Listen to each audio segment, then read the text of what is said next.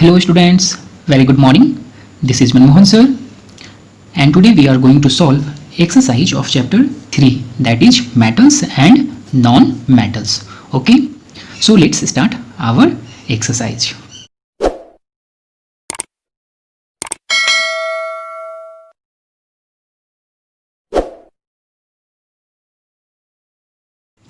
Students, हमारी exercise का first part है फिल इन द ब्लैंक्स और हमारा फर्स्ट फिलअप है the property due to which a metal piece can be hammered into thin sheets is known as dash. Okay, means यहाँ पर हमें एक प्रॉपर्टी का नाम बताना है जिसमें हम लोग किसी भी मेटल पीस को हैमर्ड करके, ठीक है, थिन शीट में कन्वर्ट कर सकते हैं. ओके, तो स्टूडेंट्स यहाँ हमारी प्रॉपर्टी का नाम हो जाएगा मैलिएबिलिटी. ओके, क्या हो जाएगा? Malleability. Okay, malleability is the property in which a metal piece can be hammered into thin sheets. Okay, for example, students हम लोग सिल्वर, गोल्ड, है ना, जैसे मेटल्स को क्या करते हैं, हैमर्ड करके थिन शीट्स में कन्वर्ट करते हैं. ओके, तो यहाँ हमारा फिलअप स्टूडेंट्स हो जाएगा मैलिएबिलिटी. ओके, नेक्स्ट है हमारा bronze is an alloy of dash and dash, है ना, bronze is an alloy of dash and dash. Students, alloy क्या होता है? तो alloy is the mixture of two or more metals, है ना.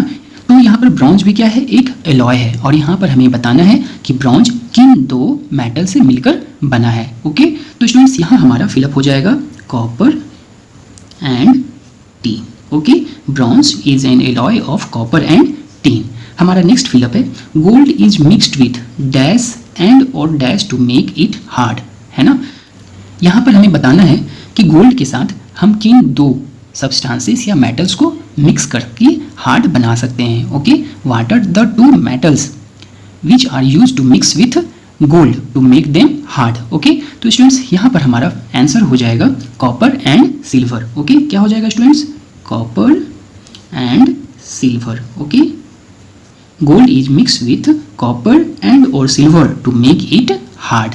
ओके, हमारा फोर्थ फिलअप है dash is the only non metal to have a natural lustre. Okay, students यहाँ पर लस्टर मीन्स होता है चमक, है ना. लस्टर मीन्स क्या होता है? चमक. तो हम जानते हैं कि non metals are non lustrous. Non metals जितने भी होते हैं उसमें चमक नहीं होता है, लेकिन हर किसी में कुछ ना कुछ एक्सेप्शन होता है.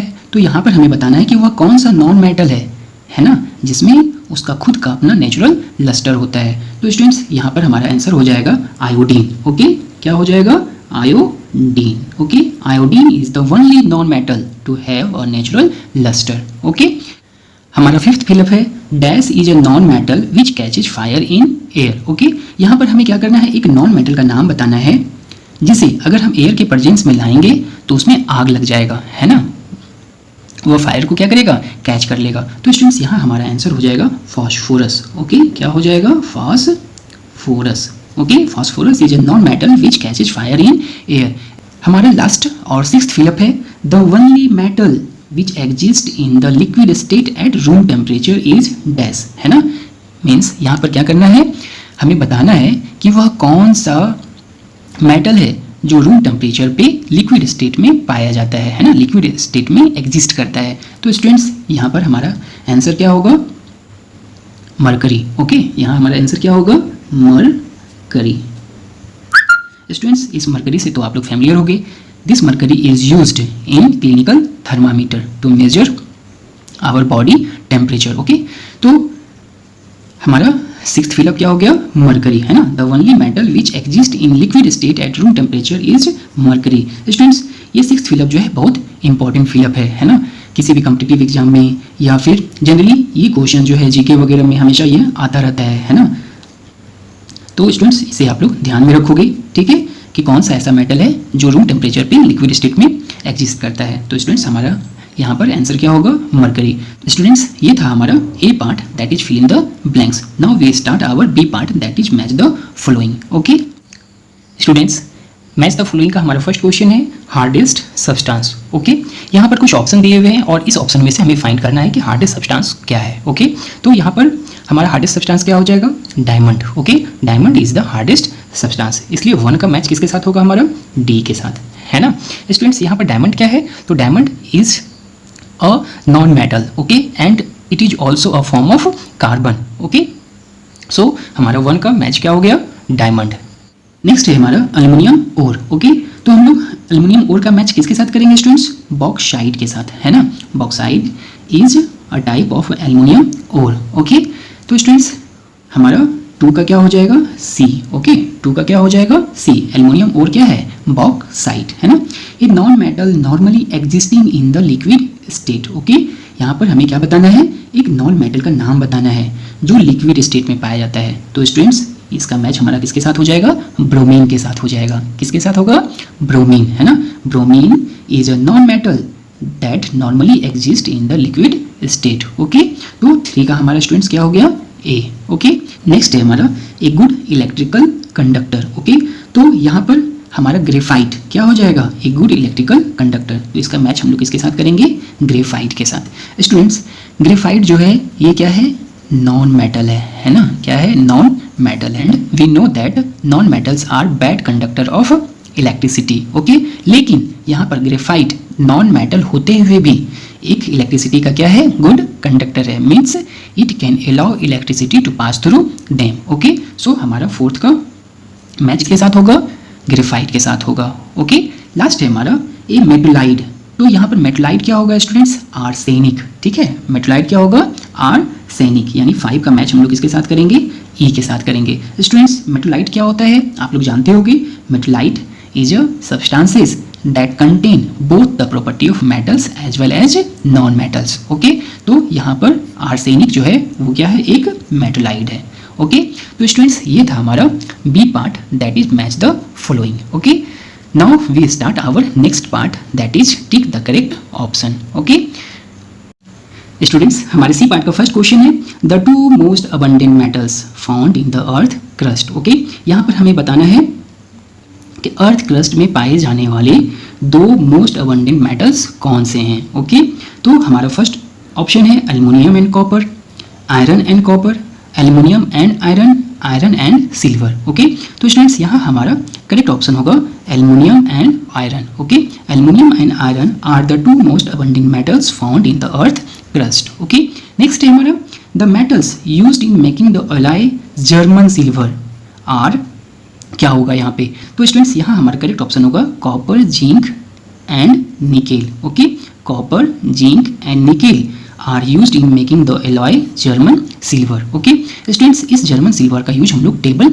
वेयर बनाने में करते हैं। ओके, कहाँ करते हैं, टेबल वेयर बनाने में करते हैं। और ये जर्मन सिल्वर जो है कॉपर, जिंक और निकेल से मिलकर बनता है। ओके, हमारे सी पार्ट का थर्ड क्वेश्चन है when a metal reacts with oxygen the resulting oxide of the metal is. Okay, तो यहाँ पर हमारा ऑप्शन क्या होगा students, is a basic oxide.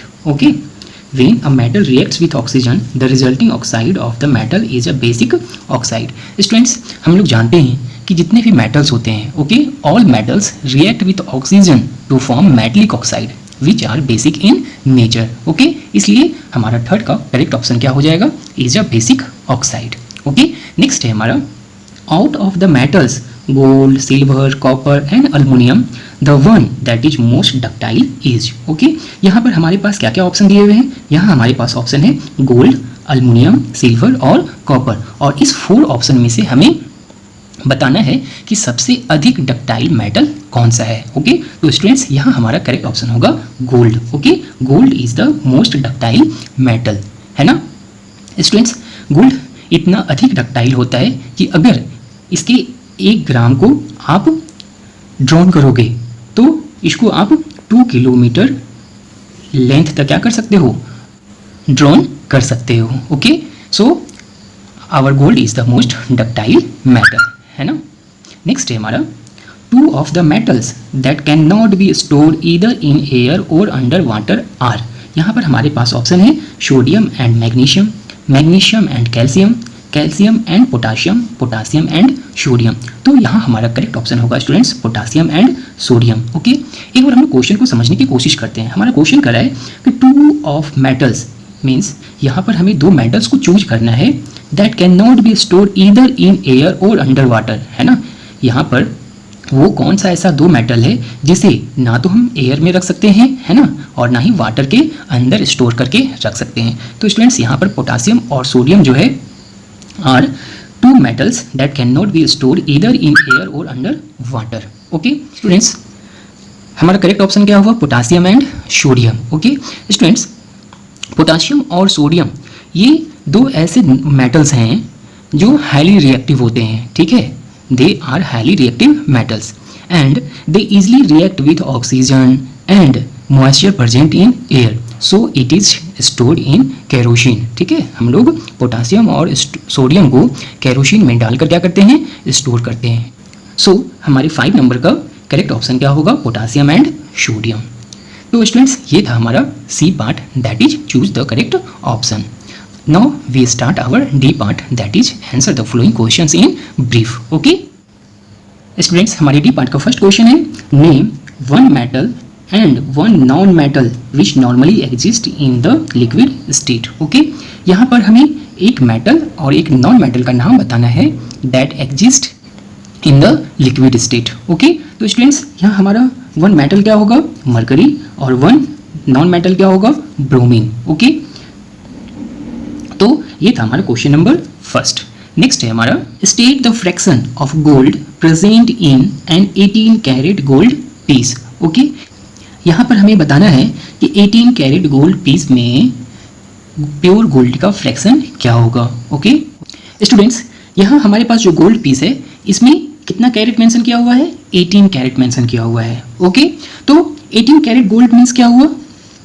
18 carat gold means हुआ 18/24। ओके, क्या हुआ? 18/24। अब स्टूडेंट्स, यहाँ 24 क्या रिप्रेजेंट कर रहा है?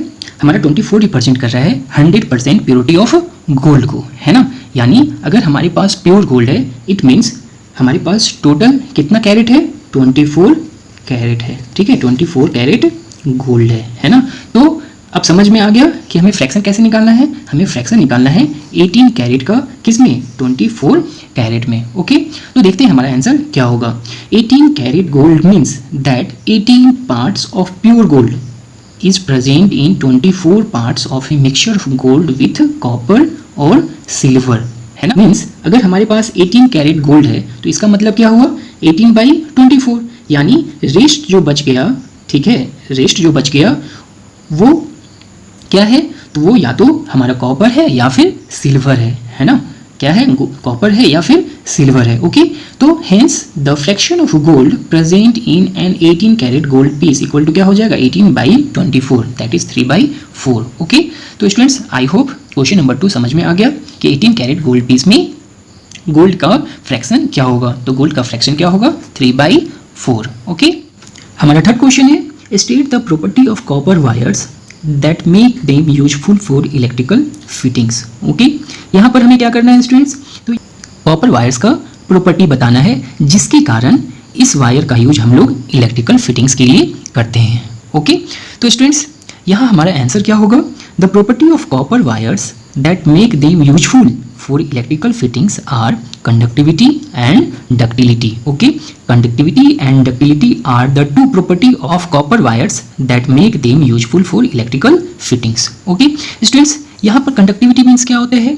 तो conductivity is the property of a material that allow heat energy और electric energy to pass from one point to another. Okay, तो अगर हम कॉपर वायर का यूज इलेक्ट्रिकल फिटिंग के लिए करेंगे तो यहाँ पर हमारा जो इलेक्ट्रिक एनर्जी है वो ईजिली क्या होगा? वन पॉइंट से अनदर पॉइंट ट्रांसफर होगा। ओके, नेक्स्ट था हमारा डक्टिलिटी। तो स्टूडेंट्स, डक्टिलिटी मीन्स क्या होता है? तो again ductility is the property in which metals can be drawn into thin wires। Okay, इसलिए कॉपर वायर का यूज हम लोग इलेक्ट्रिकल फिटिंग्स के लिए करते हैं क्योंकि कॉपर वायर्स हमारा गुड कंडक्टर ऑफ इलेक्ट्रिसिटी होने के साथ साथ एक डक्टाइल मेटल भी होता है। Okay, now we start our question number 4 and our question number 4 is define an alloy. हमें यहाँ पर एलॉय को डिफाइन करना है। ओके, तो यहाँ पर हमारा डिफिनेशन क्या होगा? N alloy is a homogeneous mixture of two or more metals or a metal and a non-metal। ठीक है, एलॉय क्या होता है? तो एलॉय क्या है स्टूडेंट्स? एक होमोजीनियस मिक्सचर है ना। क्या है? एक होमोजीनियस मिक्सचर है। किसका मिक्सचर है? तो टू और मोर मेटल्स का। ठीक है, किसका? टू और मोर मेटल्स का, या फिर अ metal and a non metal, यानी एक मेटल या फिर एक नॉन मेटल हो सकता है। ठीक है, तो हमारा डिफिनेशन क्लियर हो गया। An alloy is a homogeneous mixture of two or more metals or a metal and a non metal. Okay, यहाँ पर स्टूडेंट्स एलॉय का कुछ एग्जाम्पल क्या हो सकता है, जैसे एलॉय का एग्जाम्पल क्या होगा, स्टील। ओके, स्टील क्या है, एक एलॉय है ना, जो क्या चीज से मिलकर बना है, तो आयरन एंड कार्बन से, ठीक है। ओके, आयरन और कार्बन से मिलकर क्या बना है, स्टील, इसलिए यहाँ पर स्टील क्या होगा, हमारा एक एलॉय हो जाएगा, है ना। जैसे ब्रास, ओके, ब्रास भी क्या है, एक एलॉय है, और यह क्या चीज से मिलकर बना है, तो कॉपर प्लस जिंक, ठीक है, कॉपर प्लस जिंक, है ना, कॉपर और जिंक से मिलकर ब्रास बना है, और अगेन ब्रास क्या होगा, एक एलॉय होगा। ओके, तो आई होप एलॉय क्या होता है आप लोगों को अच्छे से समझ में आ गया होगा, है ना। एलॉय क्या होता है, तो alloy is a mixture of two or more metals or a metal and a non metal. Okay, now we start our last question of the part, that is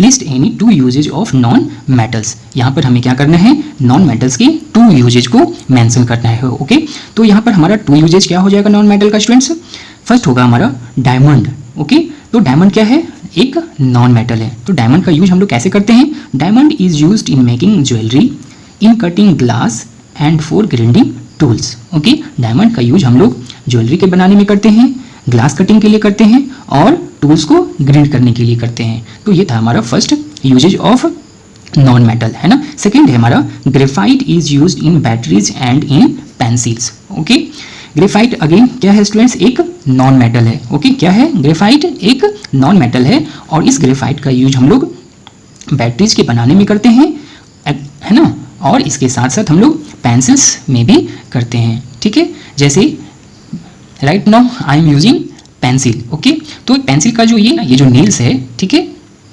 ये नेल्स क्या चीज़ का बना हुआ है, ग्रेफाइट का बना हुआ है, ठीक है। So graphite is used in batteries and in pencils. तो स्टूडेंट्स ये था हमारा two uses of non metals. Okay, so students today we have covered A, B, C and D part of our chapter 3 metals and non metals. इसके next part को हम लोग another class में share करेंगे। तब तक के लिए थैंक यू, बाय बाय।